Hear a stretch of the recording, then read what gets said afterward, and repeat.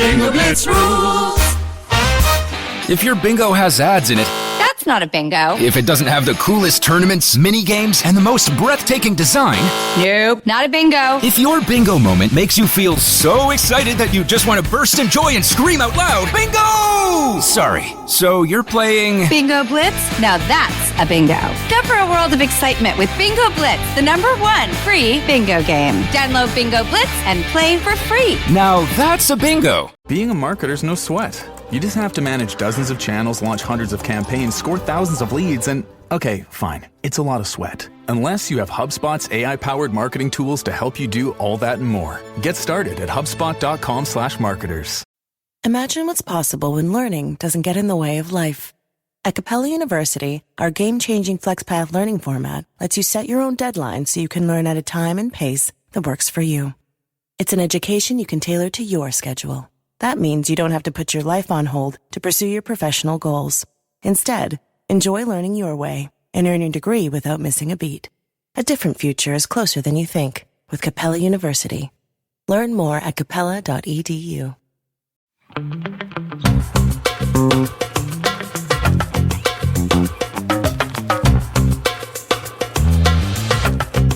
Hello, everybody, and welcome back to another episode of Don't Blame Me. Ho, ho, ho, bitches. Ho, ho, ho, you fucking hoes. This is an advice podcast. I'm Megan. I'm joined by my fantastic co-host and producer, Melissa. Hello. Season's greetings. Please, if you're watching on Patreon, I need Melissa to show off her sweatshirt. There you go. This is Krampus, as it says.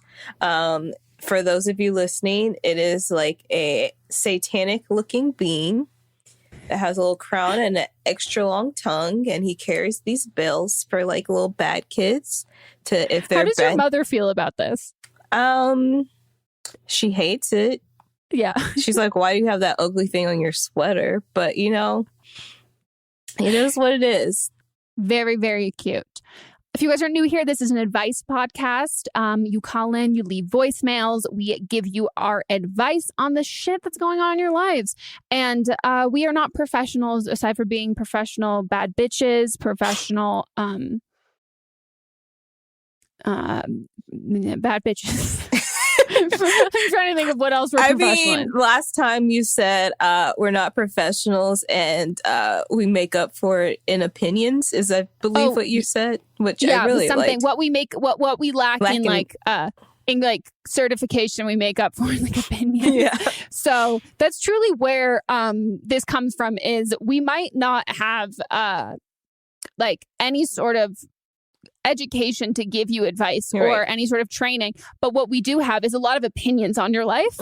So we will give you the advice that we give each other, what we give our friends. Again, if you're new here, it's very tough love, but in the kind of like warm, like we care about you, we're looking out for you kind of way.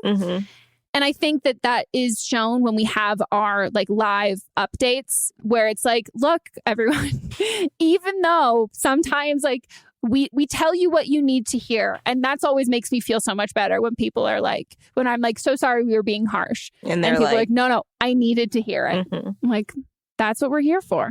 Because sometimes you do need to hear it. And if you want to call for an upcoming episode, you can leave us a voicemail at 310-694-0976.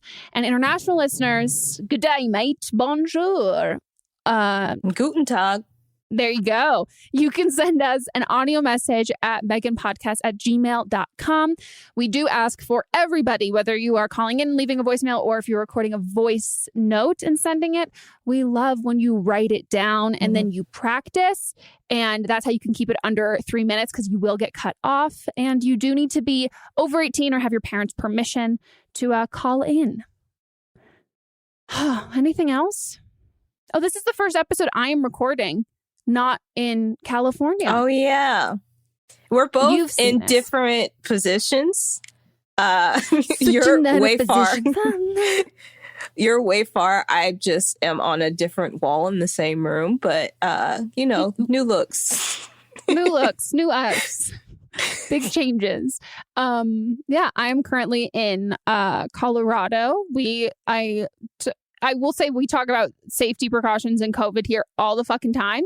So if you want to watch my YouTube video where I showed all the safety precautions we took to come here and do everything, I would highly encourage you to watch that video because, I am, you all more than anybody know how sick and tired I am of people pretending we're not in a pandemic. Mm-hmm. And I didn't want, not that I don't think people will trust me, but I don't trust other people. So like, I wanted to make it abundantly clear to like show people because that, if every other fucking person in the world did that, that would make me feel a lot better because you're not doing, when people don't do that, I'm like, there's a reason why you didn't do it. Right. Like there's a reason why you didn't show all the precautions you took because I don't think you probably took those. I think you probably flew on a plane and I think you probably just like saw people immediately and you probably got a rapid test and then just went about your life and then went like weeks later, like all that stuff. So, and rapid tests can be not that great. Mm-hmm. They're the least accurate of all of them. Go check Chris Clemens out. Yeah. Dude, that would have given me so much anxiety. Yeah. I was already fucking nervous that I was like, oh my God. You were like, did you see? He doesn't go anywhere. Like, he takes all the precautions. And that was like the week that we got our first test was that like I was waiting for it. And then his video came out when he like tested positive. And I was like, oh my God, what? And Monts was like, if he didn't go anywhere. I was like, neither does he. Stressful. How are you? I'm good. You know, I got my new rowing machine. I did it yesterday. I'm very excited. How was it? It was great. Like it felt good. And like I was looking for it because I put it together the night before and I was looking forward to. So it's like reinvigorated me to, work out because I haven't been at all. Should we get into our live update? Yeah, let's do it. Just summarize the first episode and then give us your update. Just your call. You don't have to summarize the whole episode. No. Thanks, Megan. You're welcome. And I would like to mention, like, I would like to go ahead and say there's a trigger warning. I do mention sexual assault and or harassment. I don't, some people would consider it one or the other, but I just want to mention that before I jump in. And that's toward the end. But anyway, so I became friends with this guy who I will call Jake through a mutual friend, and we will call her Inez. And when we started being friends, his girlfriend, who we will call Betty, was studying abroad. And so he turned to me for a lot of emotional support. And it was a lot of, should I break up with her? I don't really want to marry her. And I was like, okay, so I don't know her. I don't know you guys as a couple. Just pay attention to how you're feeling and honor that. And around the same time, I was trying to move out of my parents' house. I was attending a community college in town and I was like, I just need to like get out of here, at least get somewhat college experience. So he knew someone in the neighborhood who needed a roommate. And so I started texting her and I ended up moving in there. Turns out it was the house across the street from him, which I was not aware of at first, but I like already was like so into it. And then I was like, well, we're not dating. Nothing's going to be awkward. We're just friends. So then whenever Betty got back from studying abroad, he broke up with her. And that night he came to me and he's like, I have really intense feelings for you. And I was like, you have a girlfriend though. And he's like, no, we broke up this morning. I'm like, you've been single for a few hours and you're going to turn to me like you just got out of like over a year-long relationship. Take some time for yourself. Don't turn to me who you've known for like a month or so. And then, and he's like, oh yeah, that makes sense. Like I'll take time for myself. And that night he tried to kiss me. I pushed him away and he did that a few more times. And eventually I was like, maybe he just wants me to be his rebound and not anything more. And I was like, why not? And so in my original call, I did mention how he was my best friend at the time, which he was. And, looking back, I'm realizing because he isolated me from all of my other friends and everyone else in my life. And so it was like, he was my best friend because he was my only friend. And so therefore by default, but we started spending a lot of time together. We got super close in a very short period of time. And like I said, he was just isolating me from everyone. And I think that he just didn't want everything to get back to Betty, while he was kind of trying to get to know me better. And like we were spending all of our time together. He was also doing very, very relationship-y type things. And this is only a few weeks into us like hooking up, and we had been friends for like a month or 2 months before this. And like, he took me to meet his parents. He would buy me gifts, like the type that you would give to your significant other. He gave me this very special bracelet to him that he had gotten on vacation a few years back. And then like, I think like 3 weeks in, or 4 weeks maybe, he was like, you know, I never wanted to marry Betty, but I want to marry you. He's love bombing. He was love bombing you. The shit out of you. Yeah. So that's when I went to go to his closet one day for like a sweatshirt or something. I was like, why do you have so many dresses? Are you a cross dresser? And I didn't know. Are you like, that's cool. Like, what's happening? Why are there so many dresses here? He's like, no, those are Betty's. I was like, why hasn't Betty gotten them? He's like, well, I haven't told you this, but she was very physically abusive to me. And I just am scared of what she's going to do. And like, he did have a scar like on his neck too. Mm-hmm. So like, I don't think that he was lying about that, but I don't think that, anyway, that is like a whole nother like thing. But anyway, he was like, there's no way that I can give her these clothes back. I really just I just need some time away from her. And I was like, okay, cool. And so then a few days later, in my original call, I did mention how he was across the country, and it was because his birthday was coming up, and he was going there like with family, and they were like hanging out in California and all this stuff. And he had asked me to take him to the airport at 5 a.m. I was like, if you really don't have anyone else to take you, I guess I can. Like, I'll take you at 5 a.m. Like, that's really early, but it's fine. I'll just go to bed earlier and like drive you. And he's like, cool, by the way, it's an airport 2 hours away, so you'd have to get up at 3, drive me 2 hours, be there at 5, and then drive back 2 hours and go to your 10 a.m. And I was like, yeah. And so I was like, no, I'm not going to do that. And he's like, fine, I'll just go ask Betty. I was like, okay, like, I'm still not going to go, like, I'm still not going to drive you to the airport 2 hours away. Yeah. So while he was across the country, after Betty had driven him 2 hours and in the middle of the night, he was texting me while he was there, and he was like saying, like, being very affectionate over text. He was like using words like dear and darling, babe, baby, honey, like saying that he missed me so much. And I was like, oh, maybe we're gonna like make it official soon when he gets back. And like, and then that's when I saw her car in his driveway. And that's when I called in, because I was like, I'm upset right now. He's being very affectionate, but also there's something wrong, and I need to call Megan and Melissa. And that's what I did. I apologize for our harshness, but I needed it. But your call also, I will say, was the setup for so much like just fantastic comedy. Because like the image of like us being like, not that you actually think this, which was, I think we even like clarified that, but like that, like as if it was like the Matilda house. Like, how did it get there? Like, wow. Like, I love that fucking image. Like, I'll never be able to get that out of my head of like, oh God. But when he got back from California, we were hanging out, and he was like, do you want to have sex? I was like, no, not right now. And he was like, and I was like, actually, I want to talk about something. And I was going to like end it. And he kept pushing, and I kept saying no. And then he pulled out his penis, and oh my gosh.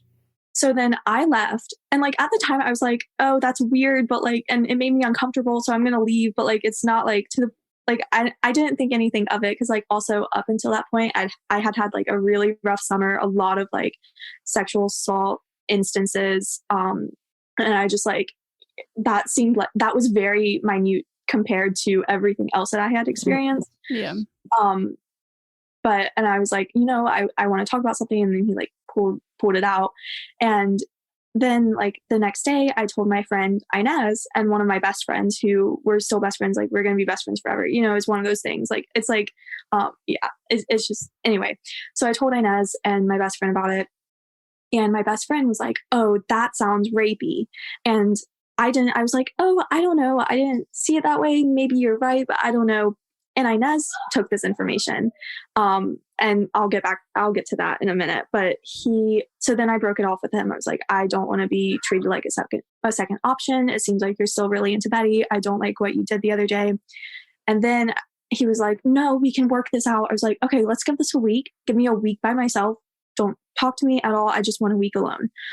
And then the next day he texted me. He would reply to my story on Snapchat. He would send me Instagram posts, tweets, like all this different stuff. And I was like, you need to leave me alone. I told you to leave me alone. And he wouldn't. And so then he had a birthday party for himself a few days later.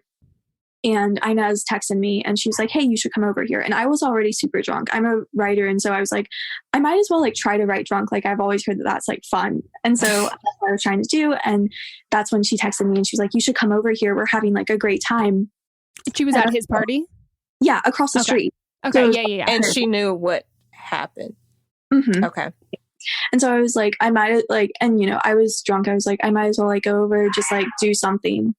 But yeah, so anyway, I went over there. I was super drunk, but not drunk enough not to remember anything. I want to point that out. But then I was over there for a while and I started hanging out with like some other friend, like mutual friends that we had. And I didn't talk to him at all. He tried to come up to me and I was like, I told him, I was like, get away from me. And he just walked away like in his own house too, which is funny. But he walked me home that night because I like was so dizzy that I couldn't walk. But I was also like, I called him. I was like, I'm at your house right now. Both of your roomies are asleep and I need to get home, but I'm so dizzy. You need to like, I need you to walk me home. And he was like at a club, like he left his party in the middle of it just to go to a club. And he walked me home and he was like, and we said, I love you to each other. Yeah. And then I like woke up the next morning and was like, did that happen? And so I like, he called me and he was like, whatever happened last night didn't happen. And that was after. And before he did that, I had told Inez, I was like, we said I love you to each other last night, but like, that's not, you know, that's weird. Like, I don't know why that happened, like all this stuff. And I was like, I guess I was just so drunk that I like, it just slipped out. It was 3 a.m. It was super late, you know, I don't know what happened. And then he worked with Inez.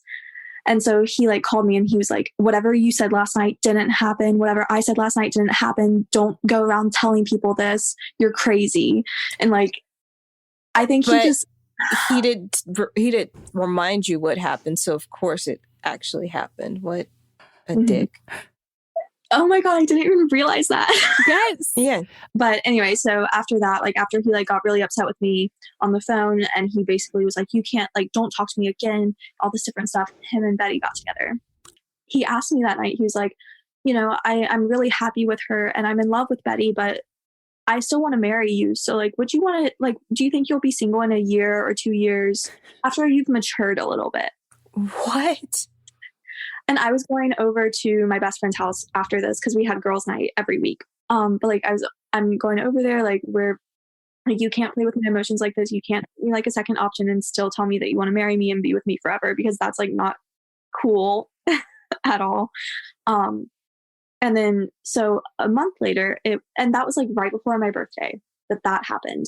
And then New Year's was happening, and Inez was going to this party, and so was James and Betty. And I was going to go with my best friend. Or we had heard that James and Betty were going, but we didn't know that James and Betty were going. And so Inez just didn't want me to be there because she knew that she like did a lot of wrong in the end of our friendship. And so she started spreading a rumor that I accused him of rape.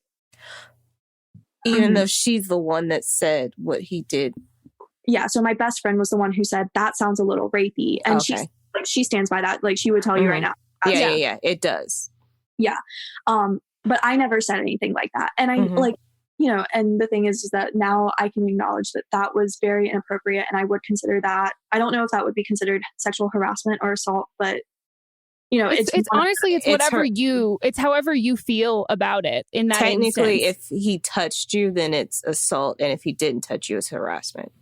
So yeah. I think it's considered harassment, but yeah, like, and you know, now I look back and I consider it that, and I would tell people, you know, but at the time I didn't consider it anything because I had already had a very long summer. And when I didn't accuse him of rape, he didn't rape me, you know, but he did whip his dick out. Regardless of whatever, like that is, even if you did, like that, the idea that like starting a rumor, like a woman starting a rumor about another woman, like accusing someone of rape as if that makes her look bad, not him. That's the whole, like, that's the part that's so fucked up that it's a rumor about you, like being like, look what she did versus look what he did, even if it, do you know what I mean? Like if it was true or not. That's so much fucking internalized misogyny with her. Ugh. Oh yeah, she's definitely like one of the first things she said to me was like, oh yeah, I don't consider myself a feminist. And I'm like, my best friend and I were like, what are you talking about? You're not a feminist. Like, that's like, we stand your best friend here. Fuck everybody else. Oh, we love my best friend. She's Pisces queen we all need. And I love her so much. But yeah, so she knew the people who were throwing the party, and she like told them, she was like, you know, that didn't happen. I was there when she told both of us that that's not the case. She hasn't even even hinted toward the fact that happened. You know, that's not what she said. Don't believe Inez. And so all of that seemed to like go away, and Inez and James worked together. So I texted him. I was like, you know, I didn't say this. This isn't what I said. I don't want you to think that, you know, because I was scared that she would tell people at work and then there would be anything there. I was like, you know, I just want to let you know this didn't happen, but also this is not an invitation to talk to me. I'm just telling you that this didn't happen. I want to like get ahead of it. Mm-hmm. And so he texted me back. He was like, you know, you need to like leave me alone and all this different stuff. I was like, I didn't say anything. I'm the one who's like having rumors spread about her called crazy and all this stuff. And it's like, but the thing is that at that point I was like, maybe I am crazy. Maybe I am this thing that people are saying about me. But anyway, but yeah, after that, like I thought everything was done. Betty and James broke up, I guess like February or January. I'm friends with his roommates, or I was when I was living there, just because we were neighbors and we were friendly, and so we became friends. But so after that, so once quarantine had started, he started to come over and ask for different things. So he came over once and just asked for pickle juice, and we were like, we don't have pickle juice. That's weird. And like at first we were like, maybe he just like needs this, and maybe he's making fried chicken. Yeah, who knows? And so I was like, and then he came over one day. He was like, do you guys have a trash bag? And we were like, not for you. Like, what? And then he came over once, and this is the last time that he had come over to ask for anything. But it was like 11 at night. Corona was like in full swing. I think this had to have been in like late April or early May. But he asked for like one of those charging boxes. But I was the one who opened the door. So I opened the door and he was right there, and he was like, oh, do you have a charging box? And I looked at him, I was like, no. And I slammed the door in his face. Was he wearing a mask? No. I know. Fuck James. And like, yeah. And so I was like, no. And I slammed the door in his face. And I just heard him from the other side, like kind of yelling. And I was like, I don't even want to hear this. Like, I don't want to have a conversation with him. This is so ridiculous. I don't know why he's still coming over here, and like all this different stuff. And, you know, and he would always try to talk to me whenever I was outside. And like, you know, once it started getting warmer, I tried to go outside as much as I could because we were stuck inside. Like I would sit on the porch and read, or I would go on socially distanced walks, or, you know, all this different stuff. And he would always, like, if he was out there, he would try to talk to me. It was just so uncomfortable. And then like, you know, and like I said, I was friends with his roommate, and like I bake all the time. And so I made these cookies and I gave them to his roommate, and I like, you know, I like opened the door, put them out there, closed the door. I like put them out there so that he could get them. And, you know, we were socially distanced. I just want to make that like clear. Yeah. But yeah, I haven't seen him since like May. I haven't really talked to him since December. So it's been a year since like I actually talked to him. And now I have a very wonderful boyfriend who I'm very happy with. Oh my God, the plot twist! Oh my God, that makes me so happy. I needed a silver lining. Yeah. Oh my God, I love her. Me too. And she's so. I mean, you guys didn't see her, but she's so cute. And she's so fucking cute. I feel like we'd be friends with her. Mm-hmm. So sweet. She would be like the sweet part of us. Do you know what I mean? Like we would encourage her to do petty, stupid shit, and then she would be there just like to like be nice and like bring us down. Like she'd bring me down a couple pegs and be like, "Let's stay grounded." Yeah, I love it. I love her, and I love the Taylor Swift references, and I can't wait to send you all of them. Yeah, so now I've got to listen to it. Should we get into our first call? Let's do it. Hey, Megan and Melissa. I'm an 18-year-old Gemini. My pronouns are she, her. And basically, since this year, I've been having like this oozing sexual attraction to Timothy Chalamet, and I don't know how to handle it. I'm in a 2-year relationship that has been pretty rocky already for the past year, especially with the pandemic going on and everything. We're also kind of long distance now since I moved last year. I kind of do feel trapped in the relationship, but that's a whole other story I don't have time for. It's literally gotten to the point where the only sexually appealing person right now is this unattainable celebrity. I feel so dumb saying this, but I just like want to sleep with him and then dump my boyfriend and then after just leave him to be famous and whatever. And then I just move on with my life. But I kind of also feel like our vibes would match really well, like our energy and stuff. Anyway, I don't know if there's some deep psychological explanation for this or if I genuinely need help. Maybe Miss Rona isn't giving me the action I need, but I don't know. I've never had like this kind of celebrity crush before. Yeah, put me in my place or something. I don't even know.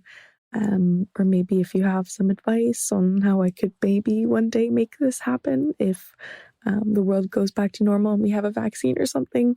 Anyway, I love the podcast and I've been listening to you guys since you started. So you kind of helped me with my sexual awakening, I guess, in a good way.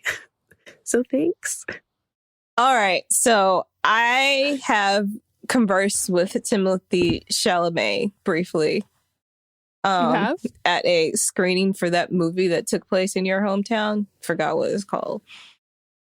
Beautiful Boy. Yes, that one. Yes. And so, like, I get it. I get, you like, do? I get the appeal, but I think this is, he just has this, like, charisma about him.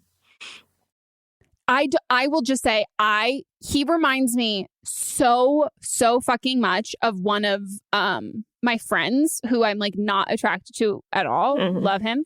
But like I will say that like the last 2 years of Timothy Chalamet have kind of been like I felt like a 90-year-old person being like, what? Like I just don't get it. So like of all of the people to pick to call in and talk about, like if you said like I don't know. You said like who else? I'm trying to think of other like who people think are like really hot. If you said like Chris Pine, I would be like, okay, I get it. Like Chris Evans, okay, I get it. But I think the difference is here. You said that you're like unhappy in your relationship essentially, and you don't think it's related. But I think it's 100% related. So. That's what it is. Yeah. And so you're unhappy. So you're projecting this person that you see as like this mystery. He has like a mystery about him. Like, I don't think anyone fully gets him. And I don't think he fully gets himself either. And so you're projecting your thoughts and attraction onto this unattainable guy because it's safe. You can let your mind wander. You can live out whatever you want in your mind with him, this fantasy of running off with him. And we're not going to make this happen. Like, no. But because you asked how also, we could help make it us famous for. Yeah. You're like, I just want to be famous for dating him. And then, yeah, no, we're not going to help with that at all. I have no like direct connection except for this brief conversation I had with him 4 years ago. I don't know, whenever that movie came out. But like, I actually do think we have a closer connection. Okay. I think he did something with someone who we know, but I don't know. Maybe I'm wrong. But either way, we're not going to hook you up with this dude. You don't know him. We don't know him. You don't know what he's like in real life. You need to focus on the relationship that you're in right now and come to the conclusion of what you actually want. And I think you want out. And so you're projecting all of this onto Timothy Chalamet. So, yeah, that's my advice. Get out of your relationship, spend some time with yourself, figure out who you are. You can continue to fantasize about Timothy, but he is not going to be your end goal. I agree. And like, you're right that he is a celebrity. So therefore he is a safe crush for you to have while you're in a relationship. And like, that's how your mind is dealing with it, that you're projecting all of your unhappiness and all of your wants and desires onto somebody who, again, it's safe. They're a celebrity. And like, it's not like someone, you know, and like, it is so important to not stan white men celebrities. It's really fucking important to not put them on this pedestal of any, like, truly anyone that you don't know. Don't put them on this pedestal. But like, when you are like so convinced that like you love them and all, like, inevitably something shitty is going to come out, and then that's how you have all these like fandoms and fangirls who then defend people for doing like atrocious and horrible things. Like, he's an actor, he's a fucking person, and like what you see of him and like what you think you'd be really like what you think would be like really great and like vibing with him is also a product of his publicist, his team, and whatever project he's promoting at the time. Because like that personality and that persona and who you are, like, that's it changes based on how what job you're trying to get or what job that you have. And like, you're not ever going to know like that real person. And the more that you can kind of just humanize people and maybe, but also at the same time humanize, you already, maybe he needs to be more distant for you. This is the other thing with Timothée Chalamet though. Like, I could see, because he reminds me so much of my friend, I could see us being friends. Like, I want to say, like, I'm not slandering this at like him as a person at all, because I also don't know him as a person, but in general, you got like, y'all, everyone needs to do this. Like, everyone needs to, like, you can thirst after, like, we thirst after our mutual shared husband all of the time. But like, if it's getting in the way of your relationship, the issue's the relationship, not the celebrity. Right. And also that celebrity, I promise you, regardless of who they are, they will disappoint you. They will. Because like, if you want to be like, I need to fuck this athlete, or I need to fuck this movie, I need to fuck this YouTuber, I need to fuck this movie star or whatever, you can probably make it happen. You probably can make it happen, but I cannot promise you that you're actually going to be happy that you did that, or that it was like worth it, or what you thought, or enjoyable at all. Like, there are some people that like keep them in your fucking spank bank and don't actually like fucking meet them, and it'll ruin everything. So don't meet your heroes. Don't fuck your heroes. Masturbate to your heroes. Don't fuck them. Yeah. All right. So next call. Yes. Hi, Megan and Melissa. I'm 22 years old, and I'm calling because I had an issue that resurfaced. So back in October, it was my friend's birthday, and we Zoomed and played drinking games. It was me, her, and two of her other friends. So keep in mind, I'm not close with them. One of them I was close with when I was younger, but we just grew apart, and the other I just was never really close with. Anyways, when we were talking, one of them asked me, "Oh, how are you and your boyfriend?" And him and I broke up because he did something without my consent, and then he broke up with me. Yes, I know, trash throughout the home, man. Don't worry, he's gone forever, not recyclable. Anyways, they asked why, and I guess I felt like I kind of had to explain myself, so I kept it brief and said he did something without my consent, and then we broke up. Then one of them said, "Oh, well, do you mean something physical? Like, what happened?" And this just made me a bit uncomfortable because I shared what I wanted to share. If I wanted to say that, I would. So I just reiterated myself. Then the other girl, the one I knew from childhood but wasn't close with, said, "Oh, well, did you see yourself marrying him?" And I go, "What?" Keep in mind, neither of these girls said, "I'm sorry that happened. That's not okay." This bitch asked if I saw myself marrying him, as if I said yes, then it would be okay. Like, I just don't really get where her thought process is there. Keep in mind, I'm 23. I dated this man for 6 months, and I loved him, so it sucked, but I'm just wasn't thinking about marriage. So that's what I told her. And she said, "Well, you know, I thought I loved my last boyfriend, but I just didn't see marriage with him like I do with my new boyfriend." And the other girl chimed in and agreed and said, she just said the same thing. So I said, you know that some people don't want to ever get married, right? And she goes, yeah, well, those people just haven't found the one yet. You'll find him. I know you'll find him. And I said to this bitch, I wholeheartedly disagree. And I don't want to find someone right now. And then it just got super uncomfortable and the conversation was basically over. And I feel like looking back on it, I'm glad I told her that I disagreed. But honestly, I wish I just called her a stupid bitch because I cannot believe that happened. So the reason why I'm bringing this up is because today one of them messaged me on Instagram. It was irrelevant to the situation. It was just about a story I posted. But part of me is like, do I ignore this girl? Do I block her? Do I tell her how ignorant her and her friend are? I just don't really know what to do. And I'm curious to see what you both think. I'm like getting heated talking about it again. But I love the podcast. Thanks so much. Bye, guys. God damn. First, I'm sorry about what you went through with him and then with them. And then also, I love your energy. I love this energy. I wish we knew what your sign was. But like you have our energy. Mm-hmm. We have the same energy. I mean, here's the thing. You can do whatever the fuck you want to do. So I think like you have our permission again to do whatever you want to do. If you want to tell her off, fucking tell her off, but also block her or just don't respond. Like you don't owe her anything.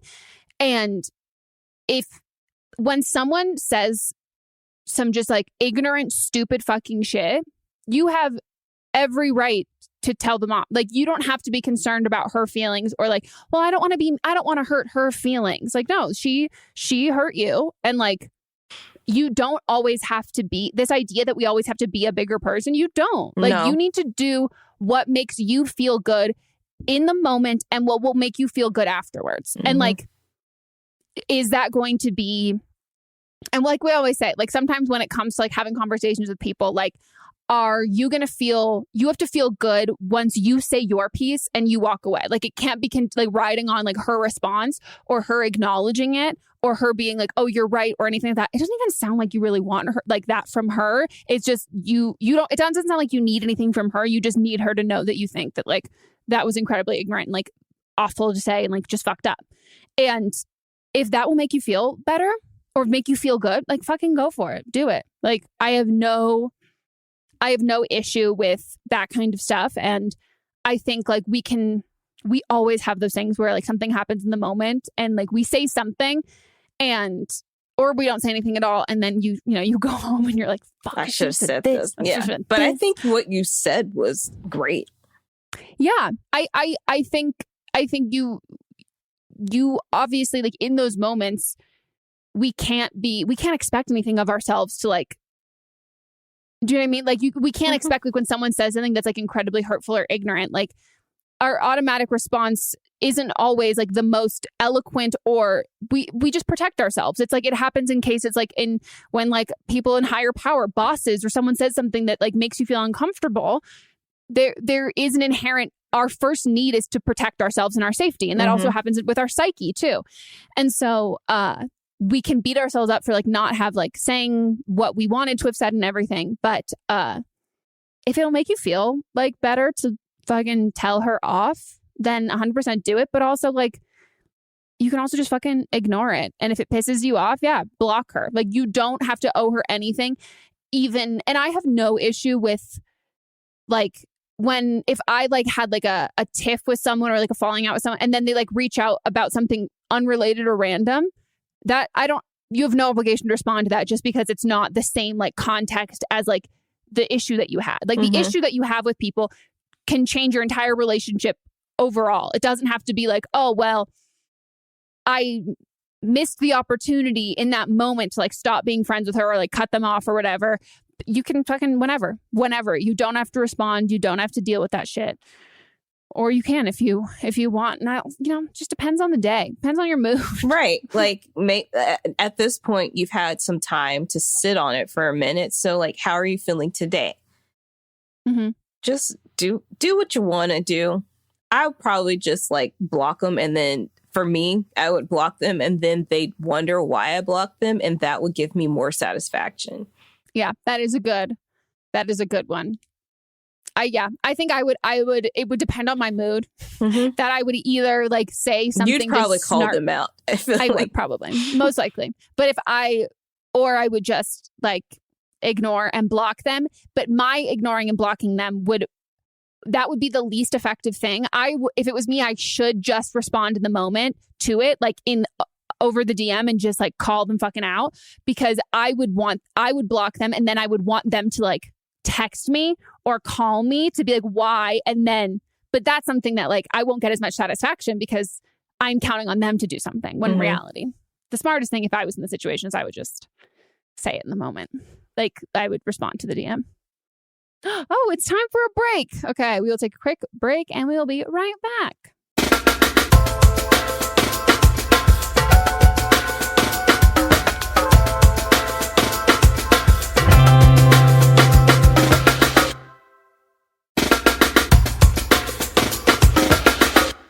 We are back from our break, everybody, and we're going to get into the rest of our calls. Oh, wasn't expecting that leg to come up. If you're not watching Patreon, you're missing it. I flashed my tit. No, am I allowed to say that? Hey, Megan and Melissa. So I have a pretty significant conflict with my family right now. So I'm in college, but I'm currently home for a month and a half for the holidays. And I have some very major political conflicts with my family. Basically, I am the only liberal in a household of conservatives right now. And just with the election and everything, politics are just a huge topic of discussion in my house right now. And I am just constantly fighting with my brother and my dad. It's so bad. And I just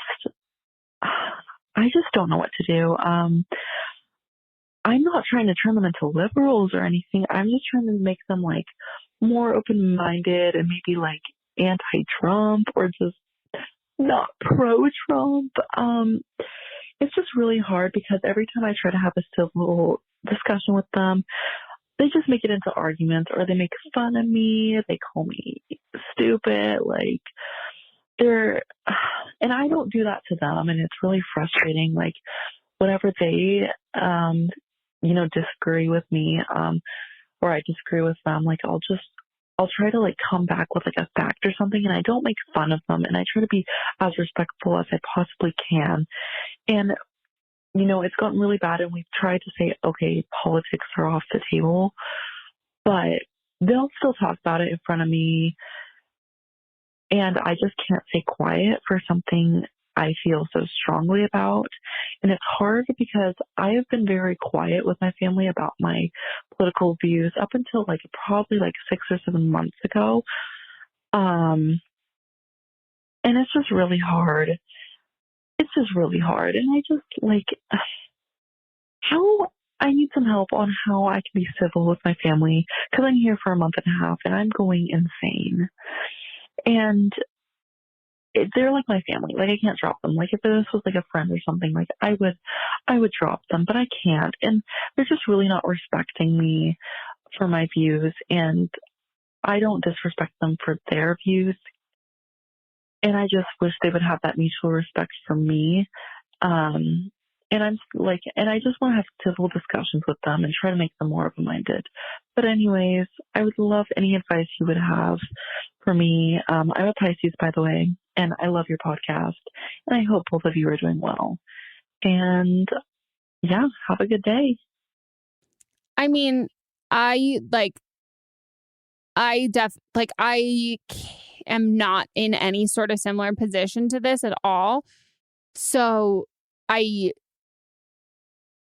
just want to say that, because me, I'm very much fuck these people. And I've definitely gotten some flack from people who are you need to have conversation. And here's the thing that I love to post funny, stupid shit of people who there's no there's no use in having a conversation with them. Like, there's no use in like, it's not going to go anywhere. But then like, there's also like great conversations you can have with people who are open and willing to like listen.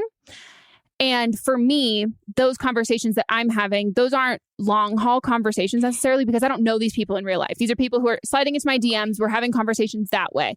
The people who are actively in your life, it is different because it is a long game. It's not like when I say things like I'm going to talk to and respond to people. I'm not going to respond to someone who's saying like Trump is the savior of the world. Like you're like you fucking like libtard. Like, well, I'm not going to, because that's not worth my time. But if you're in person with somebody, there is more of a long, and you have a relationship, there is more of a long game to that than just responding to like people's DMs and stuff. And I think if you can, and maybe this is like awful advice, but if you can look at the situation and take the word politics out of it, you're telling me that your parents make fun of you, your family makes fun of you, calls you stupid, and doesn't respect your beliefs or your opinions.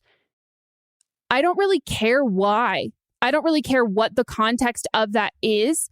I think you need to address protecting yourself in that before you get into, I think the issue is you need to have a conversation with your parents about, you're really hurting me. And all of these things that you're saying and doing are unacceptable. And would you call me stupid and make fun of me on any other subject? Like, is this a consistent part of your relationship, or is this only related to politics? And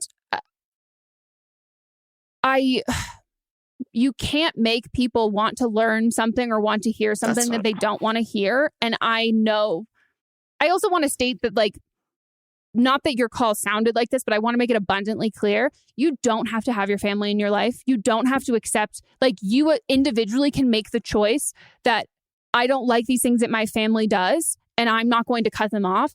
But you can cut your fucking family. Anyone can. So if anyone like listening to this, don't ever feel guilt tripped into this like fucking idea of like a nuclear family and like this being this like all important kind of thing. It's only important if those people are your parents are only your parents if they're parents. And that sounds stupid, but like there is no need for this like unconditional support. You don't have to give people unconditional love and support if you're not receiving unconditional support and love. And that's like point blank. And it's a choice up to everybody. You don't have to forgive. Yeah, I don't know. I've just been seeing so much of that stuff like online with the holidays and like even like post-election that it's like, forgive people who've like hurt you. You don't have to. That's your fucking choice. And so if you choose to that it is important to you to maintain a relationship, it kind of sucks to say that like this is the relationship that they're giving you. And like I don't know what to tell you to make that relationship better, but if you want to keep that relationship with them, this is the relationship you have right now. Like, you know what I mean? Yeah. Like you said, you can't change anyone's, like, if people aren't willing to have an open mind, you're not going to change their mind. Mm-hmm. So you're going to be home with them for a month. I would just not even, because the caller stated, she's like, I'm trying to make them change their minds. Like, you're not going to do that. And I think that's, you can't go into it with that mindset. It has to be more of like, you're just going to have conversations with them when they come up and share how it personally affects you, and don't make it a political thing. And that's it. Like, I don't think anybody's going to bring anything. They're not going to bring it up unless they're looking for a fight. Yeah. If all they're doing is making fun of you and calling you stupid, like, they're not looking to have an open mind. Like, that is such a huge leap from there to get from them doing, like, the goal right now should be to get through the next month and a half. That should be the goal. And like, sorry, what were you going to say? And I was going to say, just try to, because your family's important to you. I don't think she's she's going to cut them off. And she doesn't need to. And she doesn't need to. And so in order for you to be fine in this situation, I think you need to look at it as a time to spend with your family and not as a time to change anybody's mind. Mm-hmm.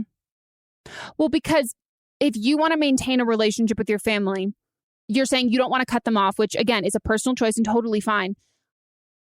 That can't ride on the condition that in this month and a half, you change their minds and you make them more accepting and open. Like if you want to if you're like, no, this is important to me to maintain this relationship, then that's not how you're maintaining that relation. Like that's not a part of maintaining the relationship. Like this is the relationship that you have with them and you need to work with what you have. And it's like, it's going to be like a slow burn. And you said that you have a hard time not responding. And I would just make it a habit of the second that it comes up, like the next time that politics come up, just say, okay, everybody, we're all here. And I think this is an important time to say, like, the beginning of this trip, like I very much got into these conversations with you and we've talked about politics. The last year has been really politics discussion heavy. And I really don't feel loved and accepted and supported in this house when we talk about this. I feel really belittled. It really hurts my feelings. And I've now made the choice now that I'm not going to be in those conversations and I'm not going to be a part of them anymore. So if they do come up, I'm just letting you know ahead of time that I will be leaving the room. And if those conversations continue, I'm not engaging and I'm not going to be responding to them because they're nothing good is coming from them. And it's just been really painful and emotionally exhausting for me. And if we want to have a conversation that doesn't involve name calling or anything like that, I'm not ready for us to even attempt to do that right now. But maybe the next time that I come home and visit, or we can have like a FaceTime in a couple months after I go back to your apartment or whatever, then we can have that. But right now, that's not what I'm capable of doing. And because they're not capable of doing that. So if they lead you into thinking that no, we can have that conversation, blah, blah, blah, they can't because they haven't been able to. They can't. Yeah. Yeah. And so I think there's and I've set those boundaries before, with people where it's if you bring this up, I'm letting you know ahead of time, I'm leaving the room. And I will just be like, okay. And I just move. And you remove yourself from the situation.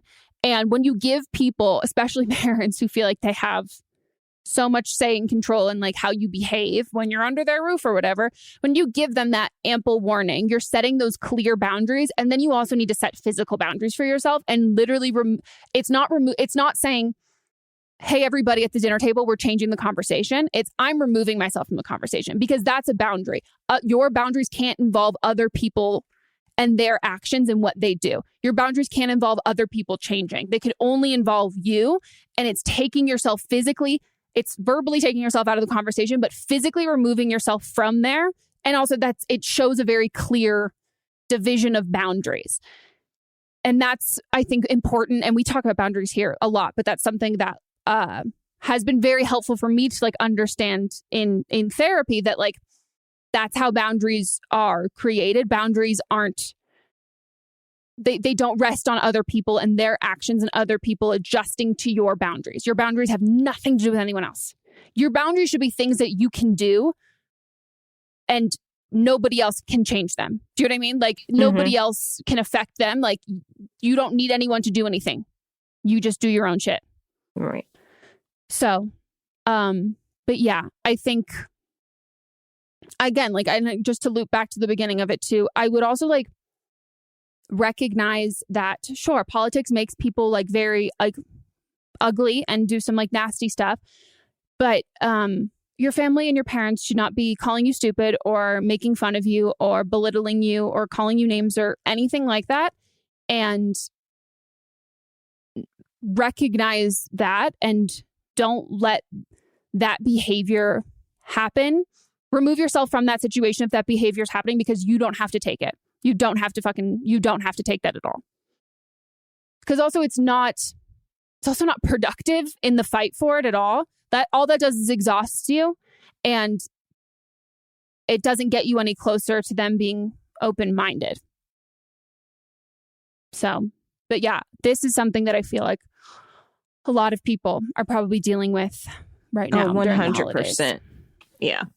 And also think of it like it'll be over and, like January 20th is going to roll around and it's going to be a glorious day. Like we won.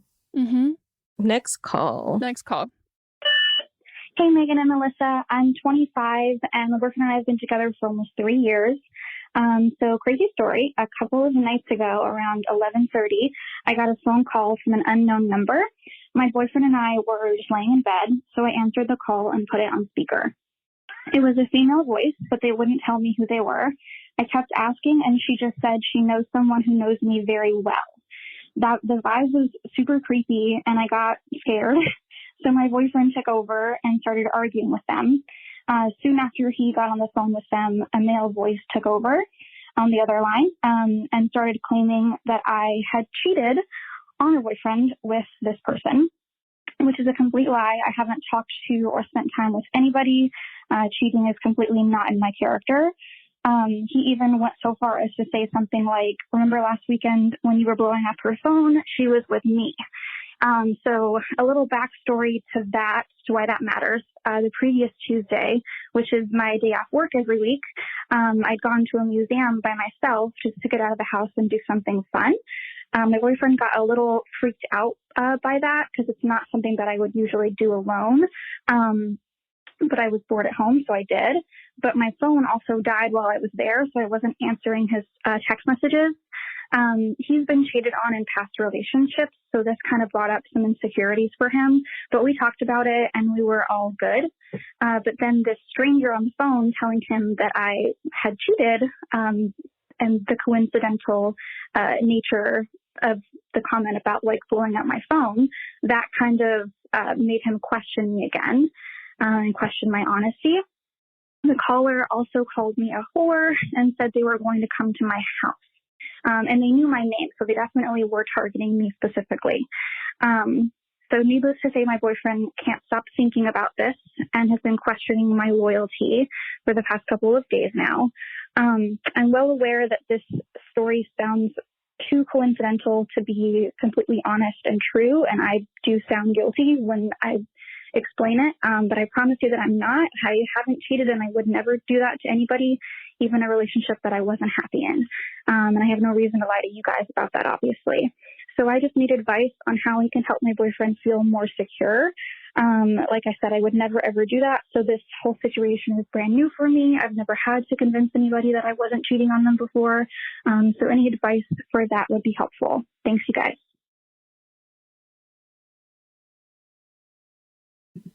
Who the fuck are these people?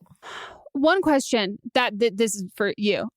Did she specifically say that they said the day that like, or did he say last week when you were blowing up her phone? Last week when we were blowing up the phone. Okay. Maybe I am just like so shady. First of all, people lie to us all the fucking time on the show. Mm-hmm. I will say that it feels a little weird to me. I think like, yeah, it is a very large coincidence, but it also feels a little weird to me that we're trying to make, and maybe this is just because you didn't include it in the call, but like we're trying to make your boyfriend trust you again and feel like you didn't cheat on him. And we're not talking about you finding out who called and like who this person, they know your name. They said they're going to come to your, like, to me, if I'm going to be the most pessimistic, most skeptical person in the world, like that's what I would be afraid of. And that's also what your partner would be the most afraid of too. Do you know what I mean? Like if someone's going to come to our house and like, did they know your name? Like this is terrifying. And that to me should be what's being addressed. And I think if maybe you didn't include the call, but like, this is all I'm going off because this is all you gave us. If I was your partner and that was what you were trying to focus on was my reaction, I would be like, so you're not worried because you know who called. Like, you don't think that they're actually going to go through with it. And then I would then assume if I was your partner that is kind of an admission of guilt in that sense that it's like, that there's that. But again, I'm a pessimistic piece of shit. And yeah, I just think that like, do you have any idea who it could be? And like, right. Like, who knew that your phone died last week? Who knew that you were at the museum? Because that's where I would start. Because obviously they have something, they know you in some type of way because they know your name, they know the phone number or whatever. Even if this was a prank, there's too many coincidences. So like, you need to find, like, who did you tell? Who did he tell? That would be where I would be going. Like, who are these people? Why do they care so much about our relationship? Why are they trying to plant what? You have your pessimistic part. I have my part where I'm like, if he's dealt with cheating before in a relationship and they know that this is gonna hit hard. That's not even where I'm going. If he thinks that the thing that happened last week when your phone went dead, and maybe he's testing you. Like, what if he had these people set it up? Like, oh my God, call? it's Colton Underwood all over again. I don't know what that means. He was from The Bachelor, but he pretended to have a stalker for him and his girl, like fiance at the time, who won The Bachelor. And then it came out that he was just doing it to get closer to her, and he was the one stalking both of them. Wow, that's messed up. Oh, I never fucking trusted that fucker. Not fucking once. Didn't even watch the fucking season. Oh, disgusting. Yeah. Disgusting. Terrifying human. So wow. we don't know your boyfriend at all. We don't know you. We just know what you've told us. But there's just there's too many coincidences in this story. This is not random. And even you said that because they know your name. And so it's on one camp of the other. It's either on his camp and it's someone that he knows or something like that is like either trying to break you up and like knows that he's been cheated on, knows this is a sore spot for him, or it's him testing you again through someone in his camp, or it's you're not being honest with us and like something did happen or something that you wouldn't necessarily consider. Because here's the other thing too. This is also how people like when like lie detectors are also like admissible in court, but not admissible or admissible. You can't, they're not, okay.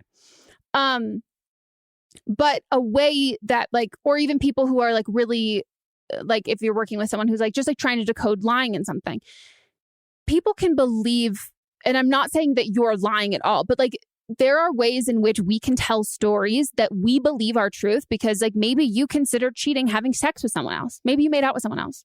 Maybe you had feelings. Maybe you went on a date with someone. Maybe you like have a crush on someone else, but like you don't consider in your mind that's not cheating. So therefore you're not lying when you're saying you're not cheating. But like when there's something, when you're hiding something, there's a reason to hide it. And again, not saying that you are hiding it, but there is literally, this is not random. This is not random. And there's a reason why this happened. And you guys need to figure it out. But I will say the fact that like, you didn't include trying to figure it out. And like, yes, your relationship should be the most important part of it. But how you prove to your boyfriend that you didn't cheat on him is, and how like you regain his trust is by you decredit the witness. Like this is what, like that's what you have to do. And so the fact that that's not part of the conversation makes me feel like you can't. Do you know what I mean? Like it makes me feel like that's not an option.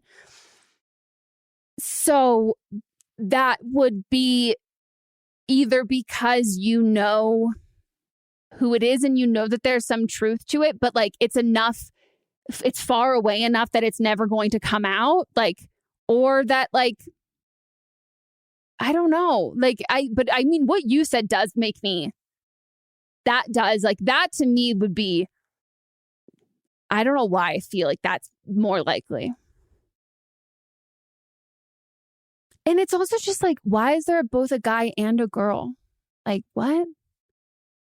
I start with start with who knew where you were, then go with who you've pissed off. Yeah, that's I would just decredit whoever it was. You can't make someone feel better about themselves or trust you more if you did nothing that was not trustworthy. Then that speaks for itself. Yeah, you can't change any of that.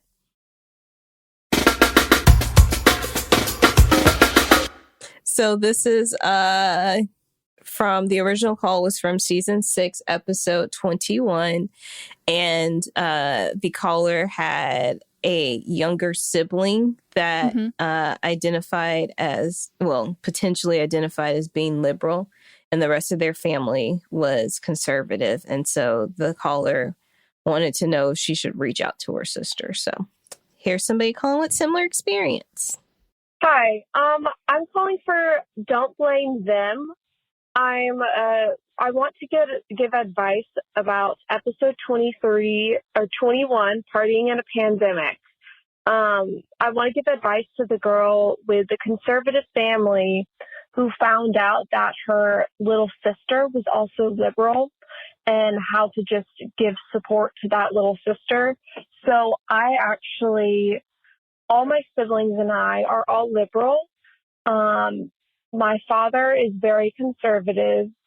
Well, my father's sort of conservative, but he's a boomer, so, but I'm very outspoken as a liberal, which can be a little extreme for my family. I'm an Aries, by the way, and it has created a lot of conflict. And I actually have an older half-brother that is significantly older than me, and we have different mothers. So we both have the same father, the same conservative boomer father. And my brother and I have recently gotten very, very close. And he's really been like a safe haven for me. And he's in his 30s, and I'm in my 20s. So he's experienced a lot. He's a Scorpio, so he's not quite as extreme as me, but we're both very liberal, and it's really saved me this past year to be able to have him. And I just want to let that caller know that having that older sibling to stand by you and back you up really means the world to that younger sibling. And he really gained my trust by just having a very casual relationship. And when there's a big age difference, it can be hard to get that relationship going. But it really has been amazing. And don't stop yourself from making that relationship with your younger sister, because it really will be special to her to know that she has you to rely on. That is so fucking sweet. That's really sweet. So sweet. I didn't think that. I thought she was going to have something similar with a younger sibling, but she is the younger sibling in that situation. I think that's great advice. And yeah, so sweet. I love that. I have nothing else to add. Yeah, nothing either. Very, very lovely. Is that it for our episode? That is it. That is it for our episode of Don't Blame Me. Did you enjoy yourself? If you did, leave us a review on the Apple Podcast app. Please. We literally appreciate it so much. Should we read one? Oh my God, yeah.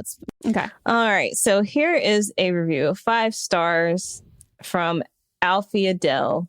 If it's your real name, I will take it. Oh, it's online, so whatever. It says, my favorite.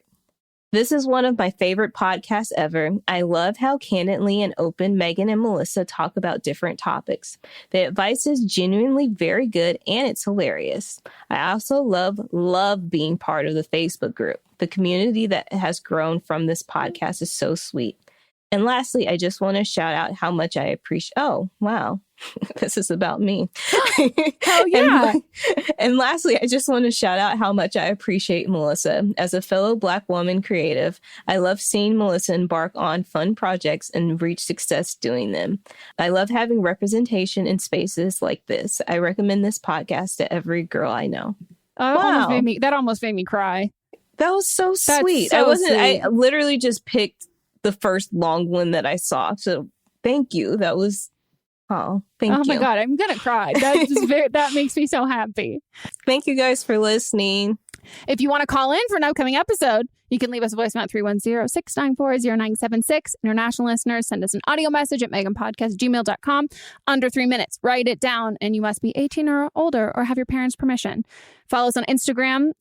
You can also join our Patreon. We do live streams twice a month. It is so fun, especially for those of you who maybe are quarantining and isolating away from, you're living alone, or you don't have roommates that you like. It's literally just like a fun hangout session. And I love it. It's so great. It's literally. Remember you were nervous the first time we were going to do it? So were you. Don't pretend it was just me. Remember when you were nervous? Fuck off. We literally said before everyone joined, I'm kind of nervous. You're you too. I fucking hate you. Yeah, we were nervous. But it's so fun. Like, it's really just like, it's just like a hangout. And we always intend to only do an hour, and it's at least 2. We've done 3, so. And we like, it's so fun and like so great. So join our Patreon, and also our videos are there if you want to watch them. And that tier is only $1 a month. And then the live streams, it's only how much? $5 a month? $5 a month. And it helps us keep this show going because in the quarantine times, there's a lack of ads, and we love doing this, and we want to keep doing this for you guys. So if you can support the show, it'd be great. And if you can't, that's also okay. And listen and leave reviews and share with your friends. Those are great ways to support the show for free. And if you work at companies that do ad space, be like, hey, I have a wonderful podcast you should advertise on. Okay, follow us on Instagram, and we will see you guys next time. Oh, also, if you're looking for a last minute Christmas gift or holiday gift for someone, get them my book. Okay, we'll see you guys next time. Goodbye. Goodbye.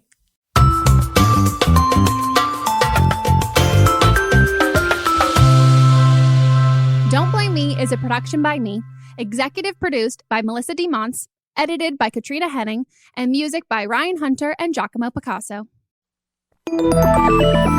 Listening to a podcast should be time well spent, and I promise it will be if you'll give this podcast a try. It's called Something You Should Know. I'm the host, Mike Carruthers, and in every episode, I talk with leading experts on topics I know you will find fascinating.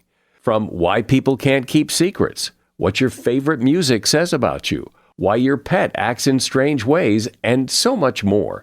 Something You Should Know is designed to give you information you can use in your life and give you great intel that you can share with others. I'm told it's a binge-worthy podcast. And with over 1,000 episodes, there's a lot to binge on. Something You Should Know has been ranked in the top of the Apple Podcast charts consistently for a long time. I know you're going to like this. I just need to get you to try it. Something You Should Know. It's available wherever you listen to podcasts. Hi, this is Rob Benedict. And I am Richard Spate. We were both on a little show you might know called Supernatural. It had a pretty good run, 15 seasons, 327 episodes. And though we have seen, of course, every episode many times, we figured, hey, now that we're wrapped, let's watch it all again. And we can't do that alone, so we're inviting the cast and crew that made the show along for the ride. We've got writers, producers, composers, directors, and we'll of course have some actors on as well, including some certain guys that played some certain pretty iconic brothers. It was kind of a little bit of a left field choice in the best way possible. The note from Kripke was, he's great, we love him, but we're looking for like a really intelligent Duchovny type.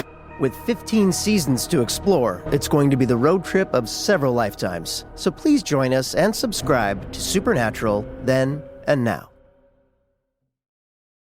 What's up, everyone? It's Noah Daniels. Hey, y'all, I'm JJ. Hey, guys, it's Kat. And we're your hosts of the Real Hauntings podcast, where we bring on guests to share their first-hand encounter ghost stories and supernatural experiences. Now on to the trailer. I've been warned to not tell this story, but I think because of the way it ends, it's okay to tell this story, because some people say that with certain entities, to like speak of them or talk about them or in any way like portray them as powerful will attract them to other people. The creepiest thing about it to me is a lot of times it would wait for me to notice it. Like, it would just lay its arm out like this, and then I'd be like, where is it? Where is it? And then I'd see it, and then it would just slither back. For more information on the Real Hauntings, Real Ghost Stories podcast, make sure you check out real.fm to learn more about our podcast and many other amazing podcasts.